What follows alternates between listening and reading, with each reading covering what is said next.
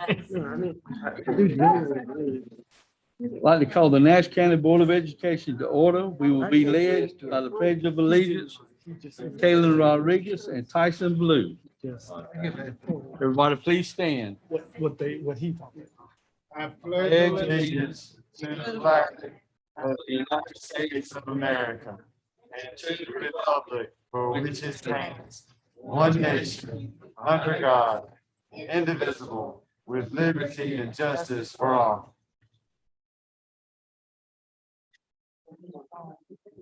I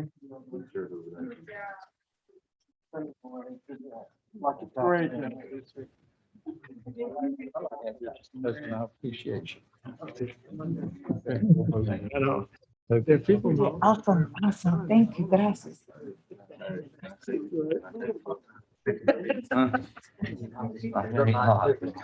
look awesome. I like the bow tie. Thank you, sir.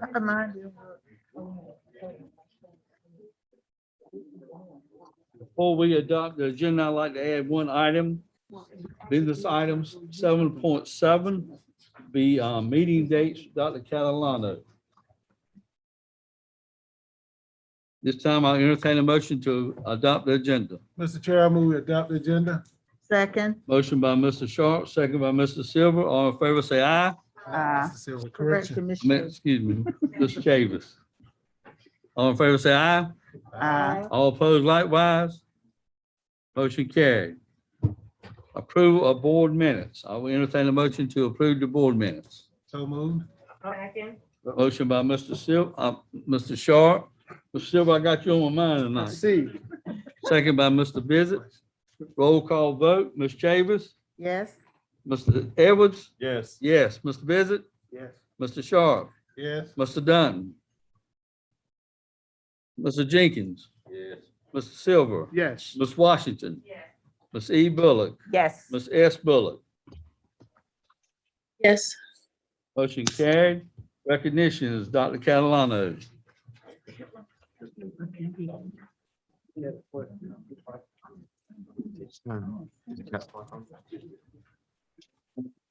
Good evening, Chair Lamb, Vice Chair Sharp, and members of the board. We have got 3 heroes for you tonight that we will be recognizing. If I could have Mr. Lamb and Dr. Ellis come forward for some photos with these heroes.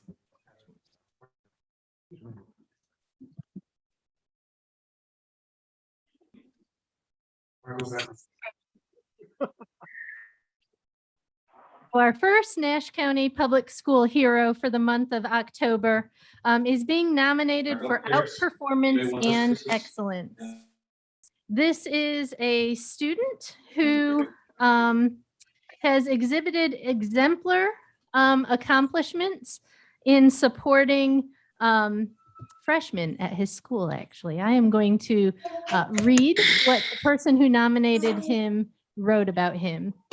This hero nomination is for Jatravion Britt from City High School. He is a student, and Jatravion, while I'm reading this, if you could come forward. Jatravion is a student ambassador for City High. At their summer bridge program, a freshman student was overwhelmed about transitioning to high school. Jatravion took the student under his wing and showed him the ropes. He helped him become more comfortable. In the first week of school, he even continued to check in with the freshmen and continues to do so even today. He continues to show support to welcome all of the freshmen into the City High School family. Congratulations, Jatavion.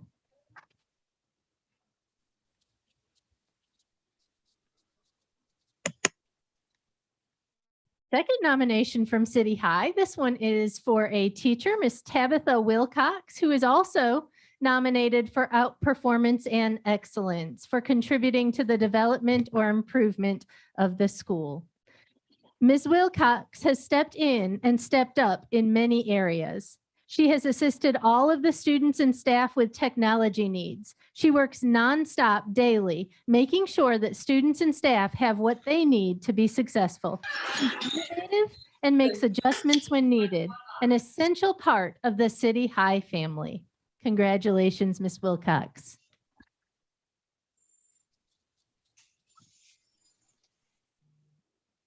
And last but not least, we have got a staff member from Spring Hope Elementary who was nominated for being reliable and collaborative, for consistently and substantially demonstrating the ability and willingness to work positively, respectfully, and effectively with others, has significantly improved customer service, or has increased satisfaction in their area. Miss Deborah Perry, if you could come forward. Miss Perry is the custodian at Spring Hope Elementary. However, she is so much more. She loves her job, she loves the staff, and she loves the children. She encourages all who cross her path with a positive attitude and a warm, friendly smile. She provides our children and staff with a clean, safe environment every single day. Our school is made up of 2 sections. A new section built in the 1990s and an old building, which is part of the original school. The old building is maintained in such a way that when you're inside, you could not tell the difference. Her work is hard, but she takes pride in it and does so with a grateful heart. She is a true role model of hard work and dedication. Congratulations.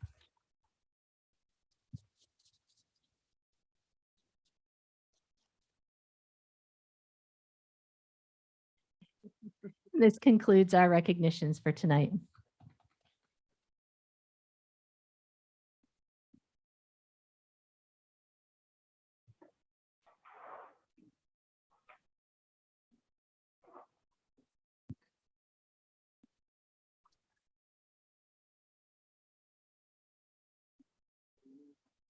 Public input. Each month, a part of at least one regular scheduled board meeting will be set aside for citizens to address the board through public comment. A sign-up sheet will be available in the communications office for any individual or group to indicate their desire to address the board. The deadline is noon the day of the board meeting. Any individual or group can sign up by appearing in person or by calling the communications office. The chairperson will decide the amount of time devoted to public comments. The superintendent shall develop additional procedures to ensure that public comment sessions proceed in an efficient and orderly manner.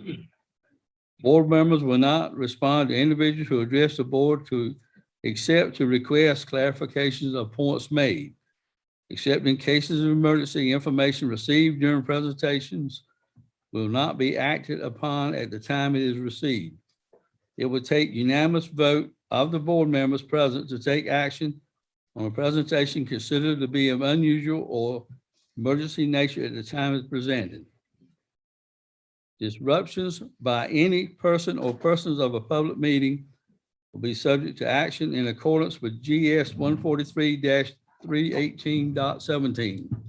If the board does not hold a regular meeting during a month, the board will not provide a time for public comment at any other meeting held during that month unless a majority of the board votes to allow public comment at the meeting or unless the purpose of the meeting is a public hearing. Each guest is allowed 3 minutes to speak. We'll start the meeting public input section. Consuela Richardson.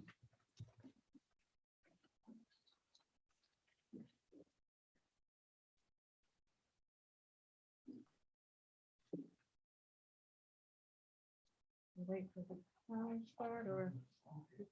Okay. Oh, sorry. Good evening, Nash County School Board, Superintendent Ellis, and other leaders. My name is Consuelo Richardson, and I am here tonight to raise awareness to the absence of outreach and cultural responsiveness to the American Indian population in Nash County Public Schools. I'm a member of the Halawassaponi tribe, and my kids have been a part of the Nash County school system for 7 years, and improvements are needed in the areas of appropriate content and cultural relevance when it comes to American Indian inclusion.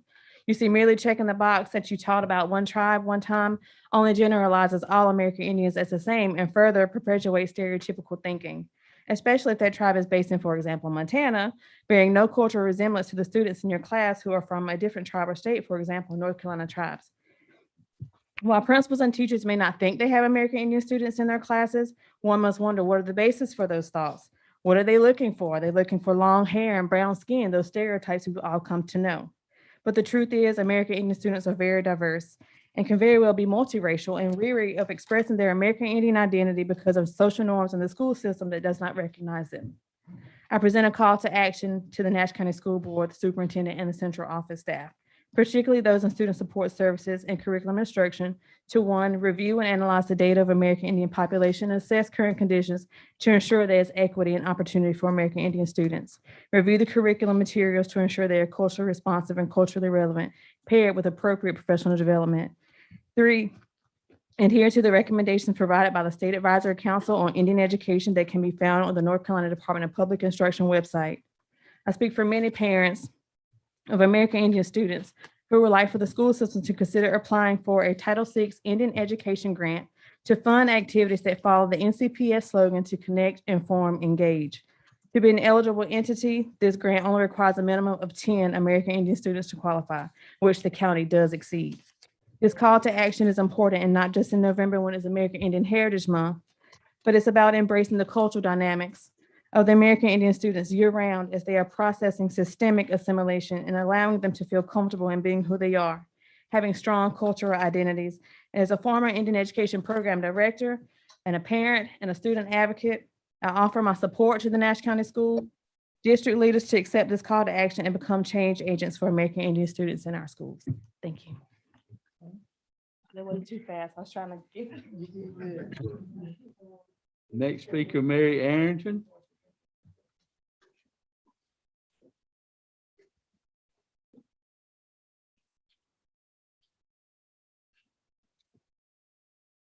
Good evening. My name is Mary Aarons, and I have been before you all before. Everyone in their prospective places.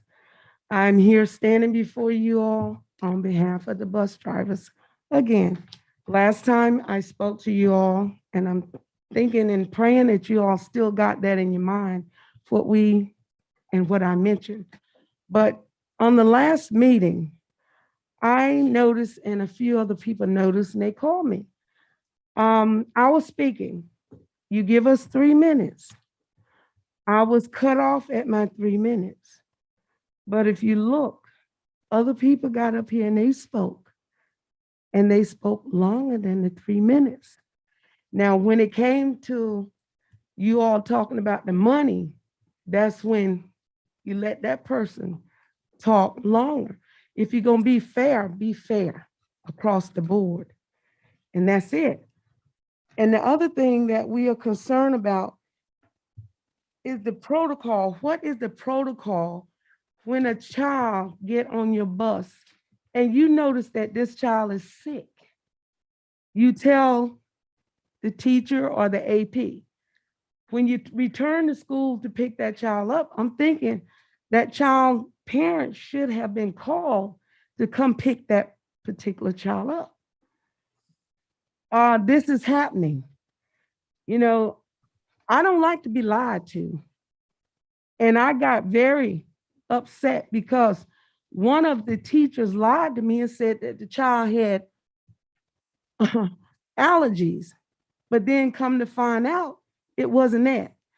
I am too old to be sitting, driving a bus, getting sick because they are not telling the truth.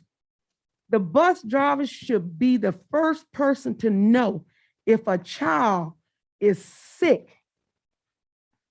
And my whole bus during that time, I think, should have been quarantined, but it wasn't. I should have known. And I don't feel comfortable with this. I really don't. So I want to know what protocols can be put out there for us. Now you have the students that's waiting for the bus. They don't want to put the mask on. Okay, we take it to the AP. Nothing is being done. We go through this all the time, and it's constantly happening. Now, you all need to force this mask thing, you know, because they are not paying us any attention. No attention at all. And it's not being forced. And that's what I wanted to bring to your attention tonight. Thank you. Next speaker, Stephanie Taylor.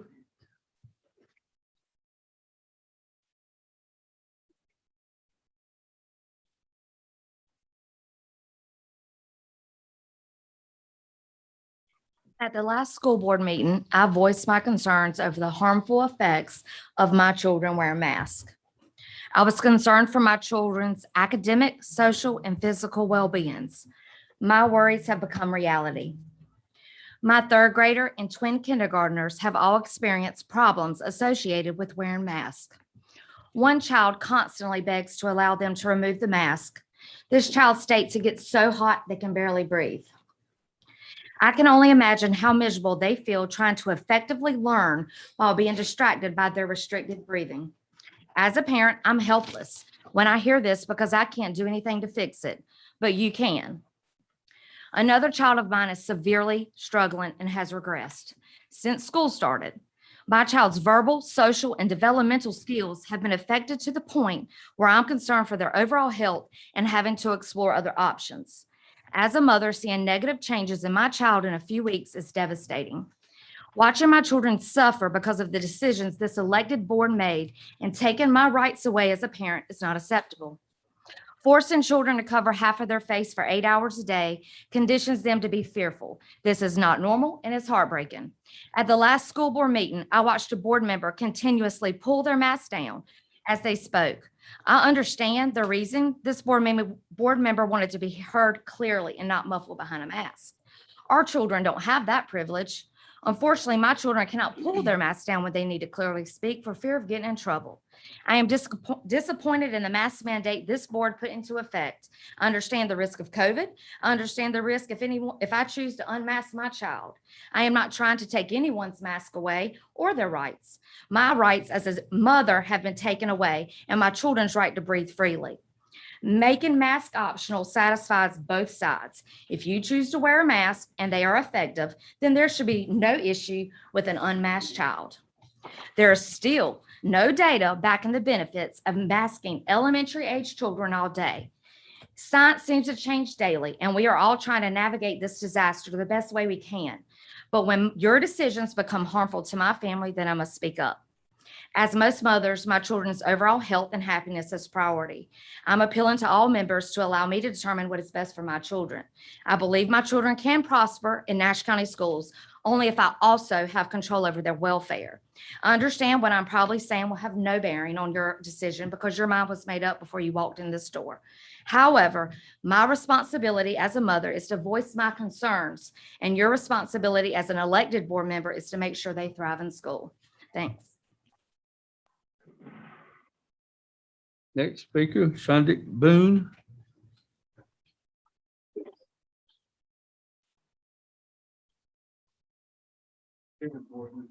Trying to see if there was anything to wipe off the podium, but there appears not to be. So good evening, board members. Dr. Ellis, I'm not familiar with everyone's name or position, so I just greet you this afternoon. My name is Shundick Boone, and I'm a driver for Nash County Public Schools, and I'm here on behalf of not only bus drivers, but also the unspoken for on behalf of Nash County Public Schools. And I just want to remind you of something, and I thank God for this opportunity, because this afternoon, as I was getting dressed, I was like, what kind of shirt am I going to wear? And so I looked at my Real Men Worship God Unashamed shirt, and then I looked at my Bob Marley One Love shirt. And when I thought about that, and I was privileged to hear about the young man and the custodian who takes their time and their love to express it to everyone, regardless of their age, their gender, race, whatever the case may be, they try to express that love. And so today I'm here not just to talk about myself, but also to express the concerns of my fellow constituents and also the students of Nash County Public Schools. One of the major concerns that I have is that we try to see things as what's fair. I like to look at what's equal, because fairness is subjectable to everyone's opinion. Even today, as I was getting ready, I was reminded of a story in the Bible that talks about a king who said that what his father had done didn't compare to what he would do once he became king. And so today, as I was thinking about speaking to the board, I thought about the fact that there are a lot of people here who are not being treated equally, especially for us who are lower on the totem pole, such as bus drivers, cafeteria workers, custodians. We're not considered, we're not taken seriously when we do express our concerns before the board, when we go to our APs, when we go to our directors. So we have to come and we have to plead with someone. And so we would hope that as employees of Nassau County Public Schools, that our concerns would be addressed and not just those things that fits the bill of what the school should address. We are people too. We have families, we have lives. And unfortunately, even during the pandemic, some of us were required to come to work while others had the privilege of staying home. And so even as we look at this moving forward, we see that some people have certain protective things put in place, such as having plexiglass in between them and those who come in contact with them, while we have drivers who are out here who have to come in contact with parents who choose not to wear masks, with students who choose not to wear masks, with administrators or whoever they may be who choose not to wear a mask. They have the privilege and the right to do that. But when we look at the other positions within the school system, they have that protection, they have that barrier. Central office can even go to the extent of saying, you can't even come in unless you have an appointment. Yet school bus drivers and cafeteria workers and janitors, teachers are all alike, where we have to be exposed to things, whether it be parents who choose not to wear masks, children who they think shouldn't wear masks, whatever the case may be. But the point of the matter is that as employees of Nassau County School System, we want to be treated equally with those who are in higher positions. And I'm not talking about just pay, but as a matter of respect. When I see Dr. Ellis, I want to address him as Dr. Ellis. And the same thing likewise. I want that same mutual respect that I would give anyone else to be given to me. This is one school system. We should share one love, and that is what we're here to do, express our love for our children in our school district. Thank you. Thank you. Next speaker, Garland Langley II. Garland Langley II.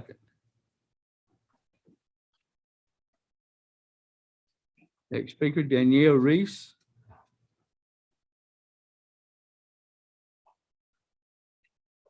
Good evening, board members. I want to take a minute. My kids don't ride the school bus, so I don't ever get an opportunity to thank school bus drivers. I agree. I think they are extremely undervalued, especially what they're having to deal with now and the shortage and everything. But the reason I'm here is because of these. During an interview posted in April from C-SPAN, Dr. Fauci was asked, what do the numbers need to be in order for us to move back to normal? His answer was low enough. I'm a college educated lady, and I have never seen low enough on the number scale. I simply can't find it, which means he has no accurate answer.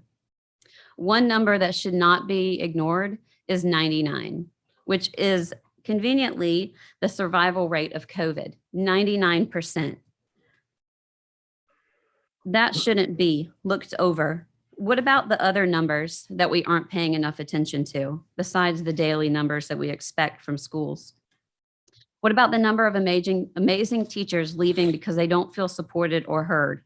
What about the number of kids that are being bullied or need mental health support? We have more important numbers to worry about and that need attention instead of obsessing over numbers from schools on a daily basis. During the August school board meeting, it was explained how opening process would go and how school athletics would be run.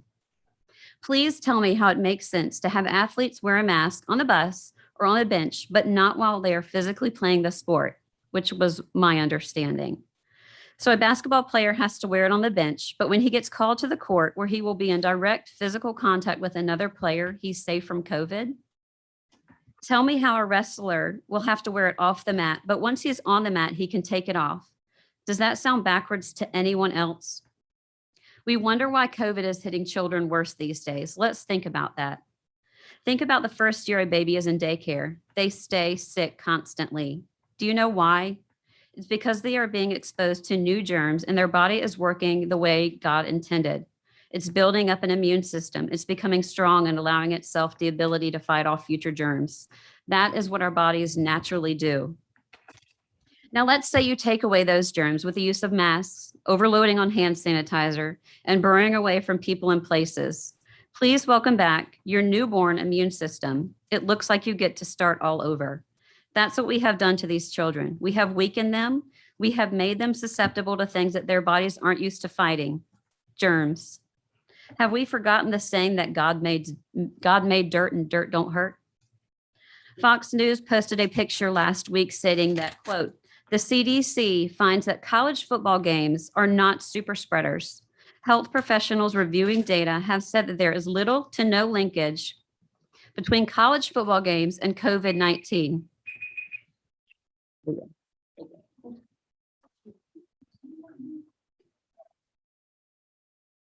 This time with business items. Number one, NCP Safe 2021 COVID update and face covering requirements. Dr. Catalano. Good evening. Chair Lamb, Vice Chair Sharp, and members of the board. Tonight, we have a fairly short presentation for you. Just our COVID dashboard numbers. Let's go on to the next. So these are the case rates in Nash and Edgecombe County. You'll see for the last 2 weeks, they have decreased in both counties, actually. Next slide. This slide has the hospital admissions. And again, these are from the CDC data that is located on our North Carolina Department of Health and Human Services website.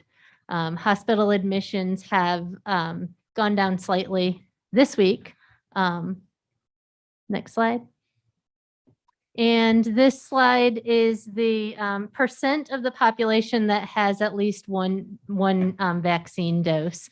And they report this out by age ranges, so 12 and up, which includes 18 and over and 65 and over. But you'll see in Nash County, the percent of residents that are 12 years and older who have at least one dose is 67%. And in Edgecombe County, that number currently as of today is 54.5%. Next slide.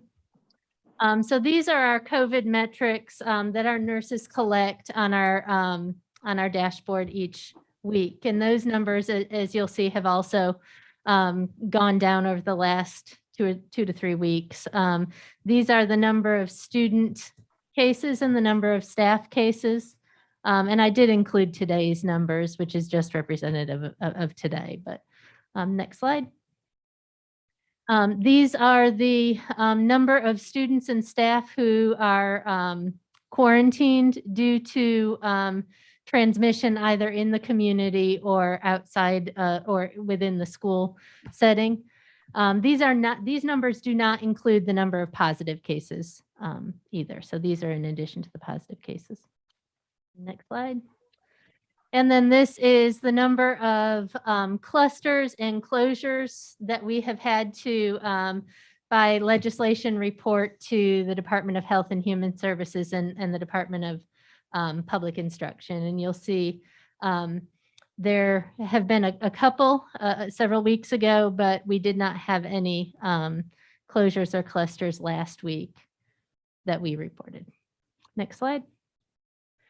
And so Senate Bill 654 says that boards of education must vote at least once a month on whether the face covering policy should be modified. The next slide has your vote from the last meeting. And so the vote was 9-2 to continue wearing face coverings in all Nash County public school facilities and on buses or group transportation vehicles, which is not an option. That's something that's required by legislation. Questions? I've got one, Caroline. Yep. On your slide, you show vaccination rates. Yes. Ooh, go ahead. I'll let you ask the question. I don't think you're gonna have this data, but at least ask. Mhm. Because are we tracking any data in Nash County that shows people that are post-COVID positive? Because those people have as much antibodies as vaccine rates. I'd like to see some of those statistics to show us how close we are to herd immunity.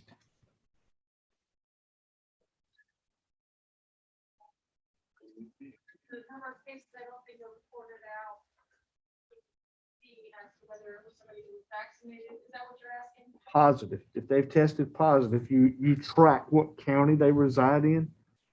So when you take a positive case, it asks you what county. So I mean, the numbers are not going to be accurate because I know there's a lot of people that are positive that don't test. that are symptomatic, that have COVID, that never take a test. But it would just help us get some data to show if you've had COVID, you have antibodies, just like if you've taken a vaccine, you have antibodies. How close are we to getting to that herd immunity number? That will help us with this mask mandate. But they can't hear you.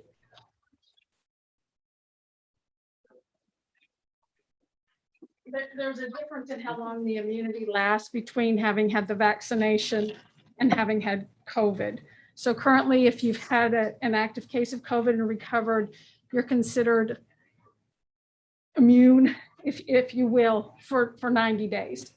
Whereas the vaccine, And I've seen data show up to 1 year. So where are we at? Right. I mean, there's nothing in the world of COVID is in concrete. I mean, I understand that, but I would just like to know, is some of that data available for us to start seeing? not that I'm aware of. Okay. The data that I have, that I pull and send to everybody every week is from, is all of the data that's on the county dashboards. So that's everything that they've posted. But it's got to be somewhere. because Maybe they're- so. They're shooting for a herd immunity data. So that data's somewhere. Just curious if we had access to it or try and find it. Any other questions?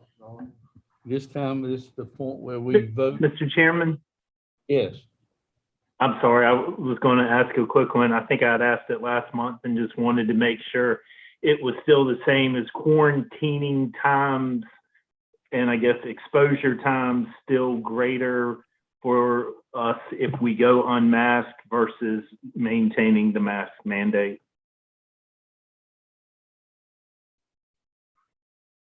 I hadn't heard there was a change. There has been no change. So it continues in the classroom setting and on the bus setting. If the students are all appropriately and consistently masked, we do not need to quarantine them if there's a positive case. And what is it if not masked? Then we would do just like we do with our adults, which is anybody who's had an exposure of greater than 15 minutes time over a 24-hour period at a distance of less than 6 feet. And so in our classroom settings and on the buses without the social distancing, it would definitely impact more people. Is that, And what was what was the length of time to quarantine at that point? 10 days, 14 days? Oh, it's 14 days. Thank you for sharing that again. is that 14 days set up by the local health director or through the So- toolkit? That is through Strong Schools. And there are ways to shorten it with a negative test at day 5. You can just complete 7 days, 7 full days. So it can be cut in half.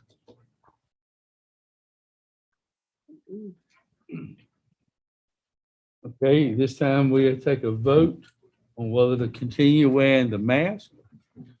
Yes, it's continue to wear. A no vote would be a no wearing the mask, or left up to the scripts. Roll call vote. Ms. Chavis, Yes. Mr. Edwards, No. I'm a no. Mr. Bizzett, No.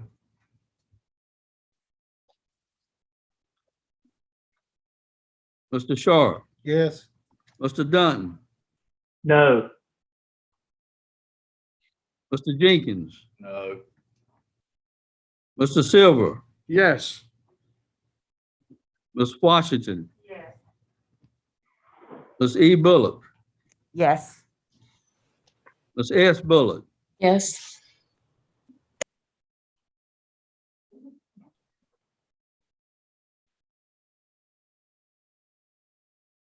vote is 6-5. We will continue for the month of October wearing masks.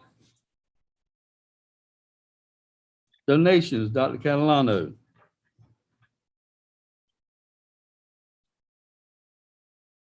Good evening, Chair Lamb, Vice Chair Sharp, and members of the board. A donation letter is provided in your packet and assembly, listing all donations to Nash County Public Schools valued $200 or more in keeping in compliance with policy 8220 gifts and bequests. The total fiscal implication for these donations in this month is $3,000. Bronson Williams donated $500 in support of Nash County Public Schools. Books A Million donated books valued at $2,500 to support the Read Across America initiative. The superintendent recommends approval of all donations as presented. Thank you. I will entertain a motion to approve the donations. Motion. Motion by Mr. Edwards, second by Ms. Washington. Roll call vote, Ms. Chavis, Yes. Mr. Edwards. Yes. Yes, Mr. Visit, Yes. Mr. Sharp. Yes. Mr. Dunn, Yes. Mr. Jenkins. Yes. Mr. Silver, Yes. Ms. Washington. Ms. E. Bullock, Yes. Ms. S. Bullock. Yes. Motion carried unanimous. Sale of Nant Street property, Mr. Davis.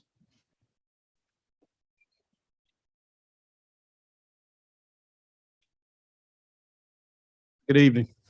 In May, the board approved staff to begin an upset bid process for the surplus property at 522 Nant Street. After 2 rounds of bidding, Mr. Kevin Jones offered a final bid of $1,250. Fiscal implications: the funds for the surplus property will be added to the Nash County Public Schools capital outlay fund balance. Superintendent recommends the sale of the property on 522 Nant Street to Mr. Kevin Jones in the amount of $1,250. Have a motion to sell the surplus property. So moved. Motion by Mr. Sharp, second by Mr. Visit. Roll call vote, Ms. Chavis, Yes. Mr. Edwards. Yes. Yes, Mr. Visit, Yes. Mr. Sharp. Yes. Mr. Dunn, Yes. Mr. Jenkins, Mr. Silver. Yes. Ms. Washington. Ms. E. Bullock, Yes. S. Bullock. Yes. Motion passed. The agenda item had an upset bid resolution authorizing the sale and a sales contract. Are you approving both of those with that motion? Yes. Is that the intent? Okay. Surplus Rocky Mount Baseball Stadium, Mr. Davis. At the September board meeting, the board approved an upset bid starting point of $80,000. Since that time, we have received an offer of $60,000 from the Future Entrepreneurs of America. There are no fiscal implications at this time. Superintendent recommends approval for the starting upset bid process of $60,000. Mr. Chair, I'd like to ask that we could forfeit this bidding process on this property, being that the value, the tax value of this property is not at $60,000. I would need the board's approval to upset this bid, the process of doing this. If I can get a. I second that. You want to start, Well, I want to start at about 45,000 rather than 60. The tax value is not 60,000. What was it appraised? No, it's not 70,000. The property tax for all 4 is like 103, somewhere in All that 4? neighborhood. Yes, sir. But this was all 4 pieces. We approved the sale of the Nant Street which was less than a half acre. The largest portion of the tax value would be into that 103 piece because that has the buildings, the lights, the field. It's the bigger portion. It's like 3.75 acres, somewhere in that range. I would like to see if we could get the majority of our board members to agree with hoping the bid process here. Look at. yeah, last meeting we approved the upset bid starting at what, Mr. Davis? It was 80,000. 185, 180. It was more, I think it was 80, and we received a 60,000 offer since that last board meeting. Nothing has come in at 80. But if you're saying start the upset bid process at 45, is that what you're saying, Reggie? Yes, And you've already got a bid for 60, so why, I mean, that's, I want to, but you've got a bid for 60, so I'm confused. Help me understand. If you want to go back to 45, but they've already bid 60, so they've upset you by 15,000 already. well, I want to forfeit the 60,000 and look at doing for 45,000 being, we're talking the tax value on it. It's, the tax value is not $80-some thousand. I understand that, but I'm saying you already got a bid for 60, so if you do that, you're prolonging them to come back next month and bid 60 again. Now, Right. I heard him saying that he wanted to forfeit the bidding process and Is that, is, and that's what I'm at. Is that what you're asking for? Exactly what I said. Oh, okay. Oh, my bad. I have a Thought question. you said you wanted. I want to make sure I understand who's made that that offer? What company was that? It is the Future Entrepreneurs of America.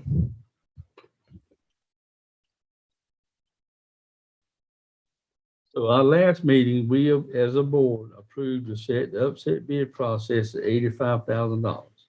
As I understand the motion now, Mr. Silver, Yes. is you want to accept the upset bid starting at 40,000. Is that correct? He said 45. 45? Yes. Okay.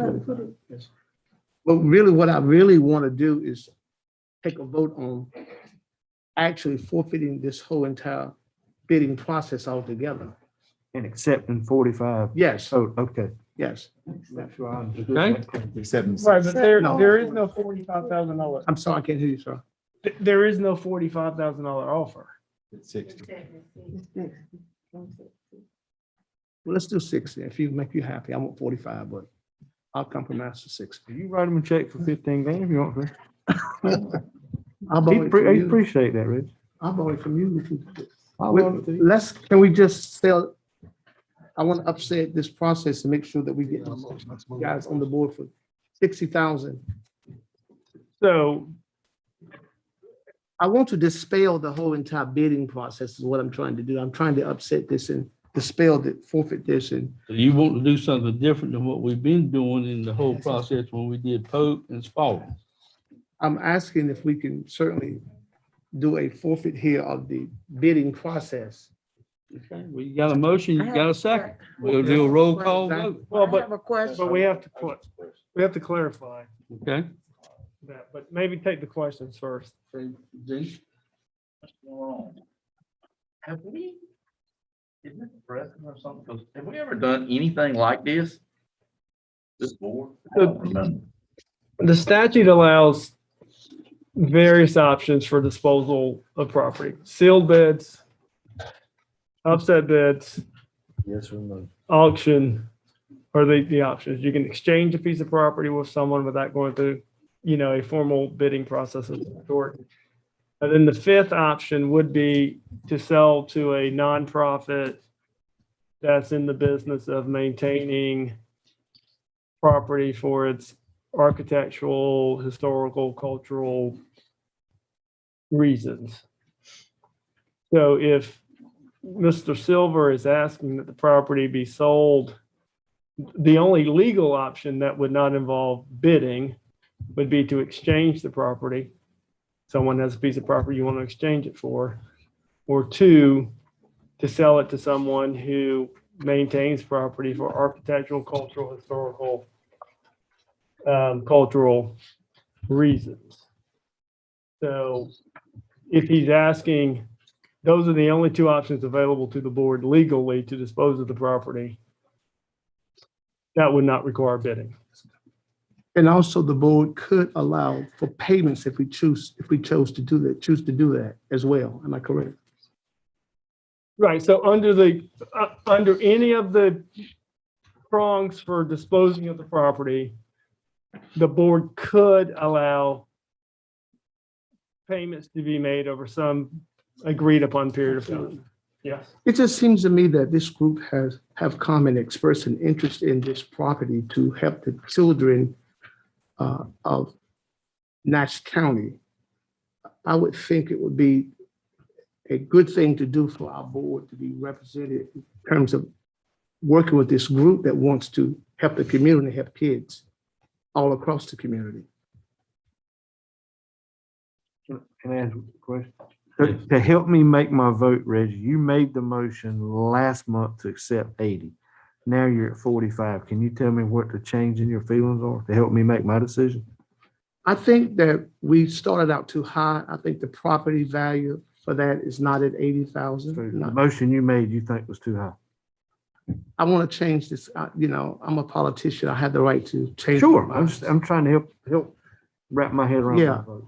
I just think that 80 is too much. I just think we should, I think 60 is a fair figure. I thought, well, Chris, I'm trying to figure it out to back your vote up, Reggie. I'm confused. I'm really confused. okay, well, let's do it 60. How about that? Let's do 60 and sell it at 60,000 and be done with it. And Chris, I'll meet you outside of the meeting. Ms. Davis. Okay, I just want to make sure I understand. I believe that the group that is making an offer does have a valid cause or reason to maintain cultural integrity for the community. I think they have a plan to bring about some positive things for the children that live in the community that are basically disadvantaged in terms of opportunities to be successful. And they bring a program that's well organized and has proven throughout the nation to be very supportive of students who are disadvantaged, giving them an opportunity to use baseball as an advancement to open doors for a more productive future, not just for themselves, but for the entire community. I don't know if we have had anybody else to make a offer of 60,000, and that was my question. Is there anybody else that has made an additional offer at this point? No, ma'am, that's the only offer. So I could support, since this is the only offer we've got, and these people do have a track record of making some positive changes, looking at it from a historical and cultural thing, I think I could agree and vote for supporting them in having it at that price they offered. The only thing I've got a problem with this is the last meeting we said we voted to start the upset bid at 85,000. Now we come in tonight and we got some that want to sell it to a group at 60,000. We haven't given anybody else to see if they want to up that bid higher than $60,000 as part of the upset bid process. Well, Mr. Chair, I said I want to forfeit the bidding process altogether. That Okay, was. you've got a motion, we've got a second, we do a roll call vote. No, I'm sorry. Can I? I'm trying to get understanding. You go. You're legal. I just want to clarify that, or ask that you clarify that your motion is to sell it to an entity that is going to maintain the property, that in its bylaws will maintain the property for its architectural, cultural, historical Yes. purposes. Okay. Is that legal to just sell it without advertising? Is that correct? Yeah, you can legally sell it to it. Anybody else an option? Yes, Okay. if you're selling it to a group that's going to maintain it for its architectural, historical, cultural reasons.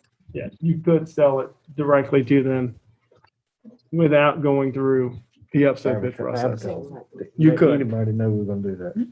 You Can you ask could. your questions out loud so we can hear them? I'm sorry. I was just asking him, we're gonna sell it at 60,000 and we've told absolutely nobody that they could have bought it for 60,000. I was just making sure that was legal. No, that was the offer. Everyone has had ample time to make other bids.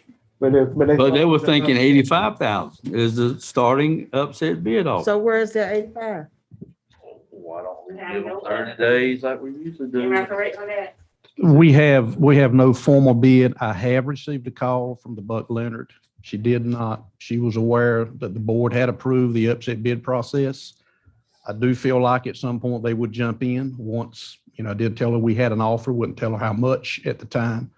They may or may not jump in, but I did have a conversation with her. Would it be But fair? her I think children cannot at least play the drop field. them to upset bid if they want to. Uh, Done it before.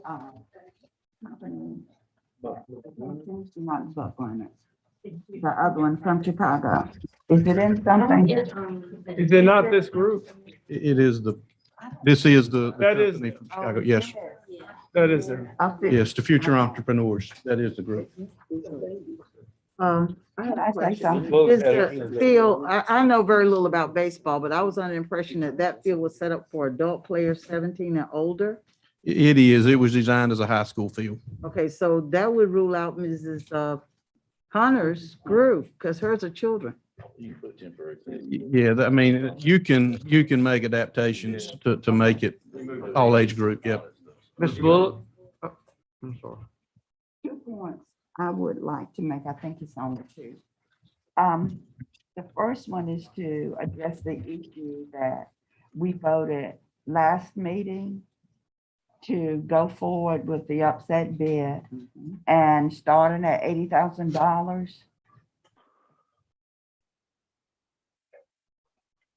Legally, no, that's not the word I want. According to Robert's rules, if you voted in favor of that last month and you change your mind this month, you can revisit Yes. again that point. So I think Mr. Silver is quite correct in what he's asking. Is that not correct, Mr. Malone? Yeah, I mean, I don't think that's exactly what Ms. But I'm Lane is not saying. finished yet. Hold on. Well, I'm just saying, I don't think this is, I don't think that the motion last month is something that you're asking to rescind, so to speak. I mean, But no. well, I mean, the motion was to attempt to solicit offers at $85,000. You didn't get an offer at $85,000. He's bringing Okay. you the highest. So now we're back at the table. Correct, yeah, yeah. I just think it's natural back before the board. bidding You didn't get process. an $85,000 offer. And while the second point that I would make is that I like the idea of doing something with that property that would help our community. Yes. And with the future entrepreneurs of America, I can't even say the word, but you know what I mean. To me, that lends support to what we as a board have advocated for. Yes. And that is to help our children become better citizens, better students, and develop the confidence so that they can go out and advance in society. And with that being said, I would vote for the motion that Mr. Silver just made, because these people have been consistent and they've also been present. And I think that counts for something. Thank you. Can I just, because I don't want to say this afterwards. So the only other issue that I would want to remind the board that we have talked about in the disposal of property previously is that the board separately has a constitutional obligation to receive fair value for the property. In this particular situation, you've received an appraisal from this purchaser, proposed purchaser, that the property is worth $72,000. So I do think that in order to dot all your i's and cross all your t's, if you were going to sell the property, you should sell it for its appraised value. If you're going to sell it without going through the upset bid or some other process, because you do have a constitutional obligation to get fair market value. If you go through the upset bid process and the highest offer is less than $72,000, then you're okay, because that process is deemed to establish the value. But if you're going to sell it without going through that process, then I do think you have an obligation, and you do have in your possession an appraisal. It was 72, wasn't it? 76. Oh, 76. Whatever that appraised value is, I do think you have an obligation to Who says it's to sell it for that. There's an appraisal. Oh, is it? Yeah, I'll help you. Mr. Sharp? 76,000. So yeah, I would say that legally, the cleanest legal option, if you wanted to proceed in this They direction, paid for it. So would this be is to sell it to a group, historical, architectural, cultural purposes, future entrepreneurs and to paid sell for it for the appraised evaluation of the land. I think if you were to do those two things, you will legally be okay in going forward. So we do want to be legal. And we do want to be legal. Here. And that's what I was stating to start with. I agree with, Mr. Silver's motion, but we had an agreement, the upset bid process was gonna start at $80,000 or $85,000, whichever one it was. Both groups have our children in their heart. Both groups want that piece of land.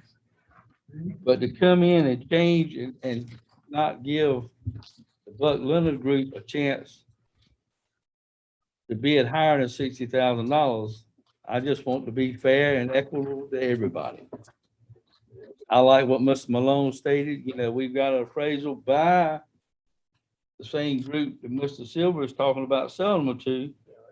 Then, legally, I agree with what he said. We need to sell it for, because we are representing our taxpayers. Well, then I will amend my motions. I'm sorry, Bill. I will then amend my motion to $76,000.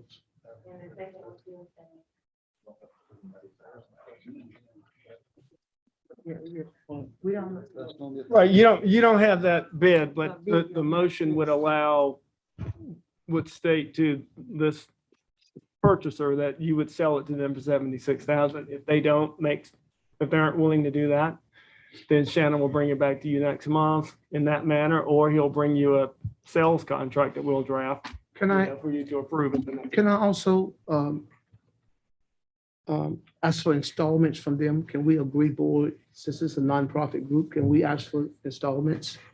We have the right to do that, Can we? Well, I mean, what you could, the one way to do it, Mr. Silva, would be to say that that's the sales price. And then you're not saying anything other at this point, then that's the sales price, and see what they propose. Okay. I mean, I think the board did We'll be otherwise. open for installments. That's what I'm asking. We will be open for that as a board. Okay, gotcha. It creates more legal issues for the board, I would say. If you could avoid installments, especially for a piece of property that's going to be used as this one will. Okay, Mr. Sharp had his hand up for a while. Let him have the floor. I missed everybody just chime in with no consistency. But one of the things that we need to focus on, we as a board made a commitment last meeting. So I can't go with this. My recommendation would be that we maintain what we said we were going to do, and then we'll let the process flow out, because there's consistency. We got to be consistent in what we do. Now, if no one else comes after this proposal, if we don't get any other bids, then we come back and make the recommendation based on what we do have in hand. But right now, let's be consistent in how we do this. I think that covers you. I think that covers what you want to do and what everybody else wants. I disagree with you. We need to be consistent. So with that said, when we get to both sides, I'm gonna vote, we stick to the plan that we had from the original. I use the word forfeit the There's a bidding motion process. on the floor, so, You're right, time to vote the on. thing would be to vote it up or down. That's right. Okay, we got a So that- motion by Mr. Silver, second by Ms. Washington. Wait a minute, I want to make sure we understand the motion, because it's changed about 4 or 5 times. So if I'm gonna vote, I really want to know what we're voting on. Is it, we are accepting the bid of 76,000? Yes. That was what the quoted estimate was. It's not accepting the bid. It's not, because they're saying 60, right? Is that, Correct. so what is exactly the motion? What I understand the motion to be is that the board would accept a $76,000 bid sales price to this group, whatever it's called, to that group, as long as. Okay, well, go ahead. Go ahead. Cultural and historical. Correct. That's what I understand the motion to be. And then, That is correct, and then Mr. if this Malone. passes, Shannon will respond to them that this is what you've said. If they are willing to pay that, then we will draft a sales contract and bring it back to the board at the next meeting for you to approve. If they're not willing to do that, then he will bring you back whatever they have.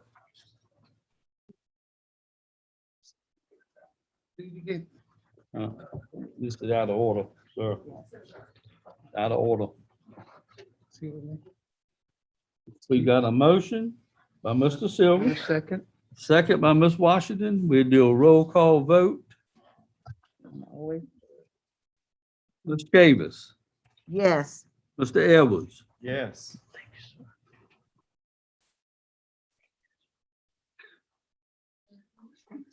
no. Mr. Bizet, No. Mr. Sharp, No.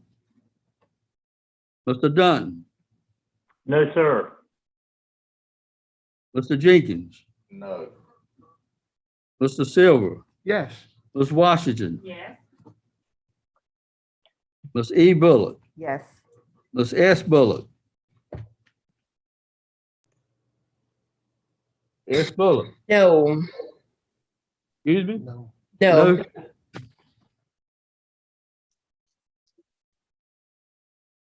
6 to 5, no. So, Mr. Chair, just to clarify, if I may address Mr. Mr. Davis. Davis. All right. The guy with the Sorry, nice sir. tie. So right now, this process stand, we had a upset bid process for $85,000 in process now, or you're making the recommendation, that's what we follow. The recommendation was to start the upset bid process at the 60,000 that we received. Last month we voted on what? The 80, we did not receive the 80. All We right, did so have we receive a started that 60. process? That's correct. We received Now- a 60. And we bring in the 60 to the board to start the upset bid process Have is we what. started the upset process for the No, 85? no, sir, we never. So we'll go on Right, back. so just to clarify, Mr. Sharp, so just to clarify, the board had a $70,000 offer with installment payment. The board had a $100,000 offer with installment payments. The board last month said, we will accept as a starting number 80 or 85, there's some disagreement on what it was, but 80 or 85. If we get that number, had you have gotten a number for 85, then Shannon could have started the upset bid process. You did not get an 80 or $85,000 number. Therefore, the only number you received was 60. So the superintendent's coming to you saying, to start the process so we can figure out what this will sell for, let's start it at 60, is what he is saying to you as his recommendation. Now, then Mr. Silver made his motion, and now we are here. So, Mr. Chair, I make a motion that we start the upset bid process tonight at $76,000. You don't have the $76,000. Right? 60,000. You don't have that offer. You can't Started start it the at 80. process with an offer you don't have. That's why Mr. Davis is recommending that you start at 60 so you can start the process, because you're otherwise just spinning your wheels. 60,000. We start at 60,000. Do I have a second? Second by Mr. Bizet. I have a motion to start the upset bid process at $60,000. Do a roll call vote. Ms. Chavis, Yes. Mr. Edwards, Yes. yes. Mr. Bizet, Yes. Mr. Sharp, Yes. Mr. Dunn, Yes, sir. Mr. Jenkins, Yes. Mr. Silver, Yes, sir. Ms. Washington, Ms. E. Bullock, Yeah. Ms. S. Bullock. Yes. Unanimous. Thank you. Motion carried. Ooh, we need to take a break. Personnel recommendations. Ms. Wallace.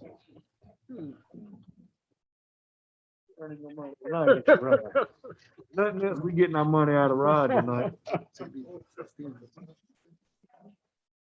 Oh, man.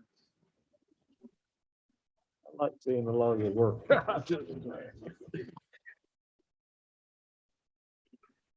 Good evening again, Chairman Lamb, Vice Chair Sharp, President, virtual board members.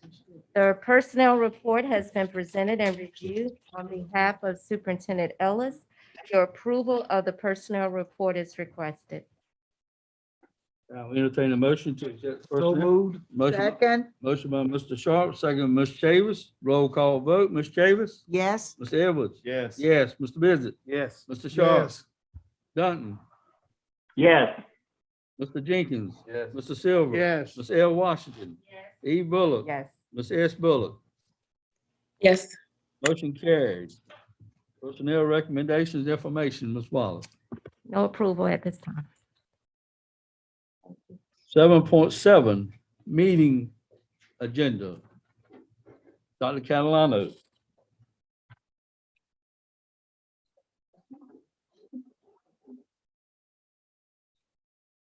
So over the last few weeks, we have been having some conversations about adjusting our board schedule so that we could make sure that our closed session didn't run into our regular meeting and disrupt public input and recognitions and things like that. And so the proposal is that we move committee meetings to the last Monday of each month. Our suggestion would be to begin October 25th.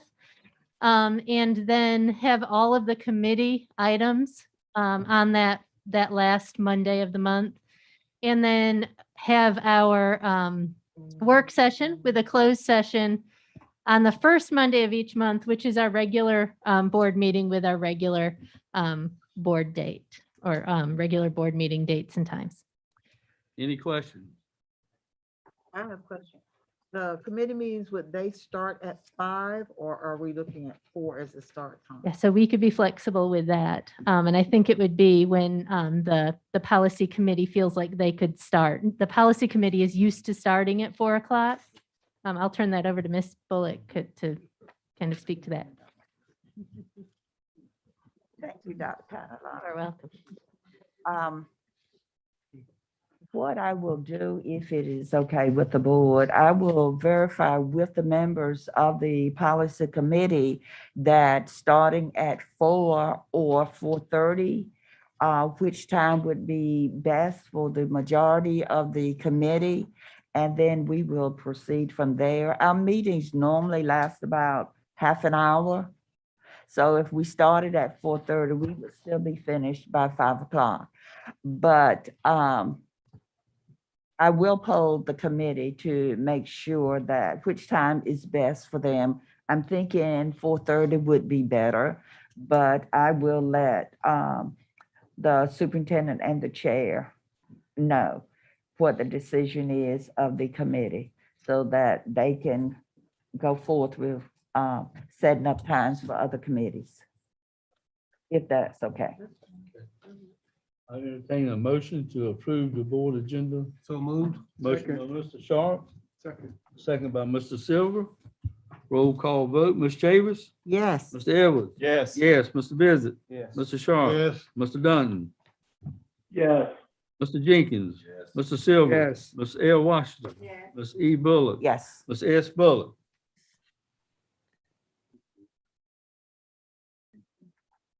Motion carried. Administrative Services and Operation Committee, Mr. Sharp. Mr. Chair, we had a meeting with the ASOC and the they presented us, superintendent staff presented us the 2021-22 district school improvement plan. We like to make a motion that we accept that policy 3430 for the excuse for the district improvement plan. Motion by Mr. Sharp to accept the district improvement plan. Do I have a second? Second. Second by Ms. Chavis. Roll call vote, Ms. Chavis. Yes. Mr. Edwards. Yes. Yes, Mr. Visit. Yes. Mr. Sharp. Yes. Mr. Dunton. Yes. Mr. Jenkins. Yes. Mr. Yes. Silver. Ms. Washington. E. Bullock. Yes. Ms. S. Bullock. She did say yes. Motion carried. Yes. Academic Services and Accountability. District CNA update. We got a update for information only from Dr. Morrow. Cognitive Engagement Review by Ms. Nancy Smith. Field trips, Mr. Thompson.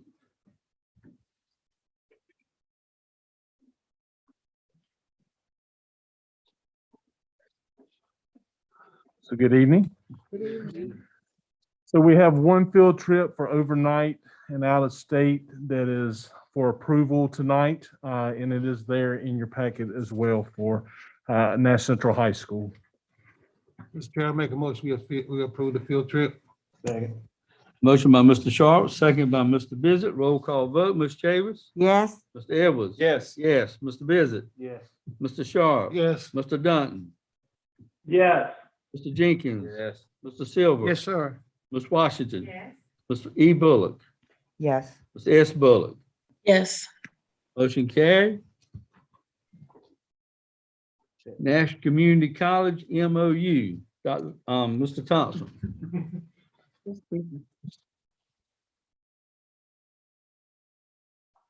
So in order to build a seamless communication plan and for programs with Nash Community College, we have developed a memorandum of understanding for our CCP, our our Career and College Promise for Nash Early College and Center for Industry, Technology and Innovation High School, City High School. This MOU will be reviewed yearly for updates and changes. Tonight, the superintendent requests approval for this memorandum of understanding. Motion by Mr. Sharp, second by Ms. Washington. All in favor, roll call vote. Ms. Chavis? Yes. Mr. Edwards? Yes. Yes. Mr. Bizzett? Yes. Mr. Sharp? Yes. Mr. Dunn? Yes. Mr. Jenkins? Yes. Mr. Silver? Yes. Ms. Washington? Ms. E. Bullock? Yes. Ms. S. Bullock? Yes. Solution Tree Contract. Yep, Ms. Wiggins.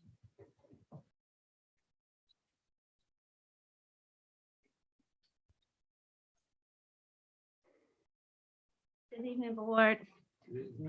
You have received our Solution Tree contract proposal. The superintendent recommends the approval of this proposal to partner with Solution Tree in the amount of $111,860 to provide professional development to our principals.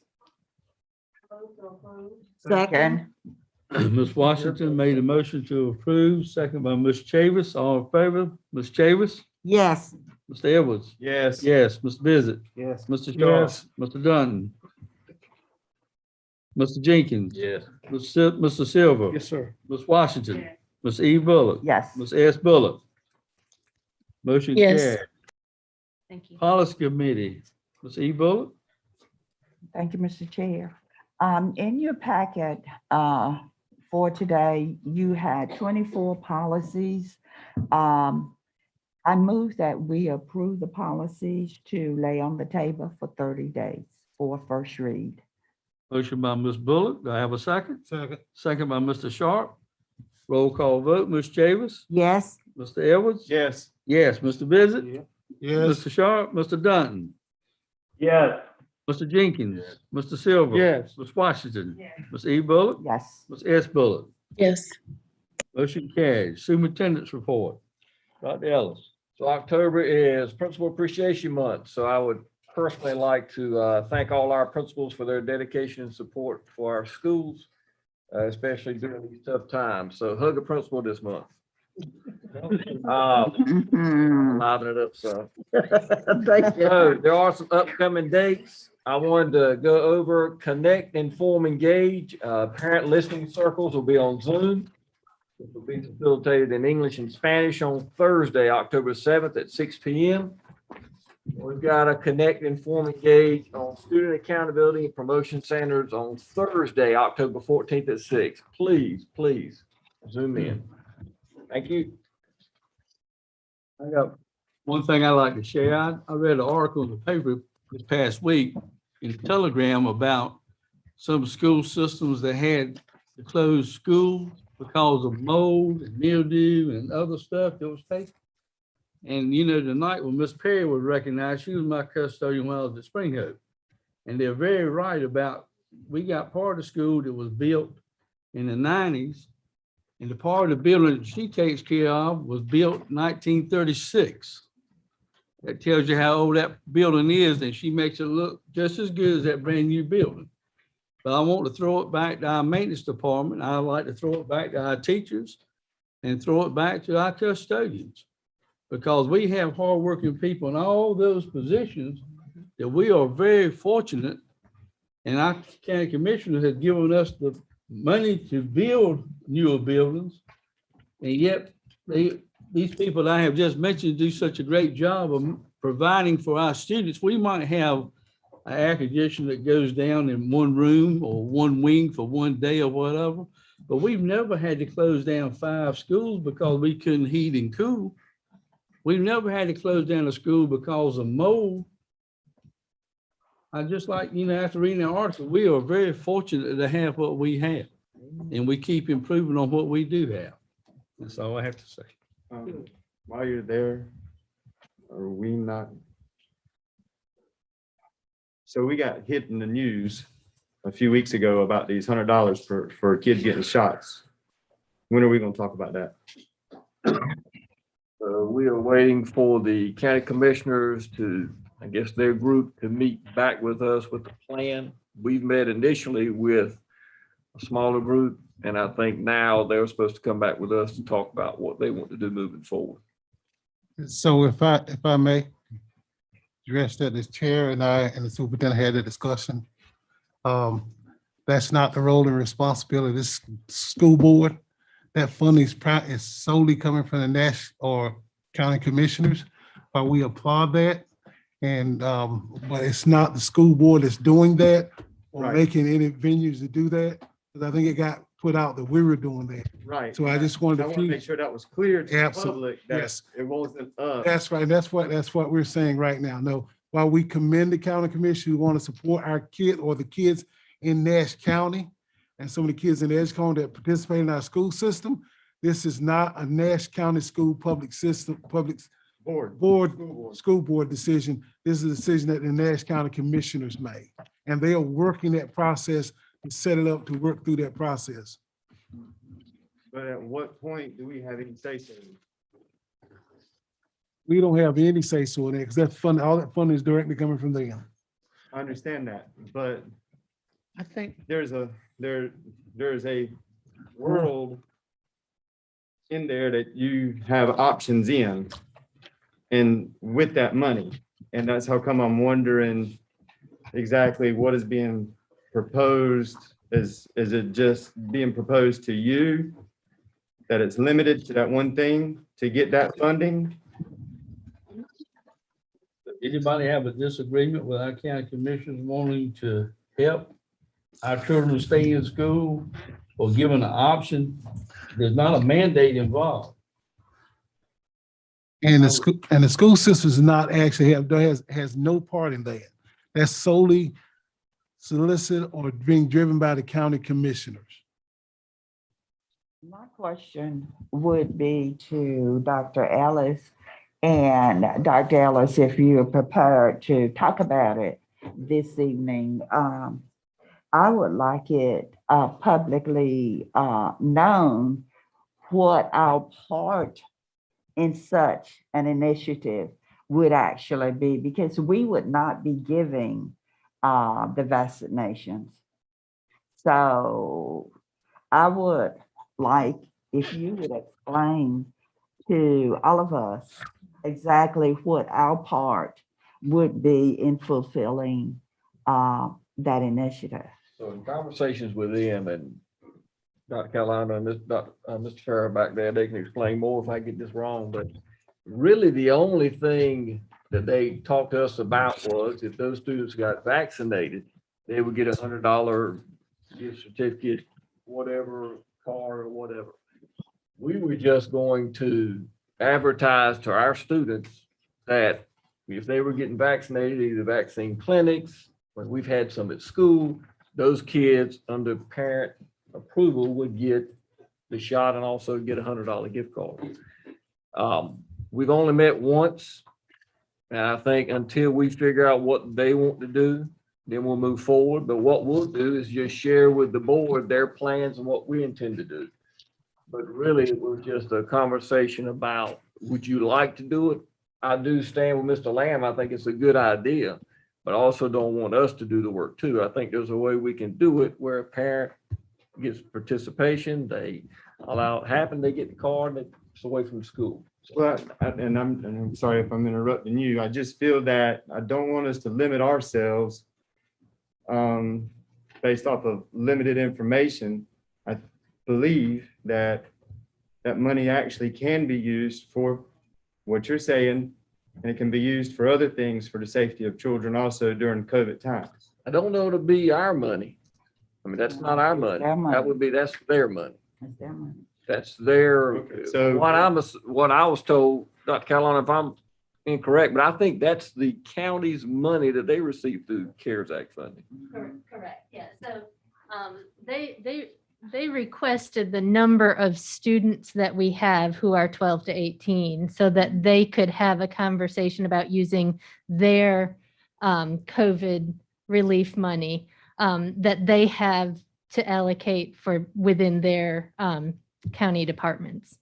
And so it wasn't an allocation that they were making to Nash County Public Schools. It was something that they wanted to do for the community. So Dr. Carolina, they It's also, just that we happen to have the most students in Nash They County. can also do things like help with filtration systems in the school too. I'm not See, I sure. don't know that- about that part. That would be something they have to answer. That's what I'm saying. I'm just saying, open up the box a little bit and fill it out a little bit more about what is available with that money. And if I understand, not this ours. wasn't just public school, it was Right. all all students. schools. So From what I'm understanding and hearing in the community, a large percentage of county commissioners are in favor of this. And actually what they're asking simply for is our blessings upon this. To just make it plain that they're asking for our support in terms of saying we'll be willing to, they're gonna do the legwork. They just want our blessings as a district. Because the money won't Mr. come Chairman? through our budget. The No, money, it's- the money, so we won't have any say-so as to if there is extra dollars. Since we don't have possession of those extra dollars, we can't determine what else we can use. That would be a county commissioner's decision because they control it. Right. So we would just present a plan, and you feel like you're comfortable with the plan, then we move forward. If you don't, Mr. Davis talked to me, if we don't feel comfortable, we don't do it. So. But I don't think we have a plan from our last meeting, so I don't want to make up something because we don't know what we're gonna do yet. Right. I'm just saying, just explore. I really believe that there's more avenues that you can take other than just for shots for kids. Mr. Chairman? Yes. Mr. Just Dunn, go to ahead. piggyback on what Dean is saying, yeah, I mean, I think any options, while, as everyone said, we don't have the ultimate authority, but any options that might include, pre-K or K through 12, all the kids that might not be eligible, but would benefit from some safety precautions as well. I'd love to make that part of our conversation with the commission. We can do that. Any other questions? Upcoming meetings, policy committee meeting Monday, October 25th. Administrative service operation meeting Monday, October 25th. Student support services operation Monday, October 25th. Academic services and accountability, October 25th. November work session, Monday, November 1st. Board meeting, Monday, November 1st. Any other comments or suggestions? At this time, I entertain a motion to adjourn. So moved. Motion by Mr. Silver, second by Mr. Sharp. All in favor, say aye. Aye. All opposed likewise. Motion carried.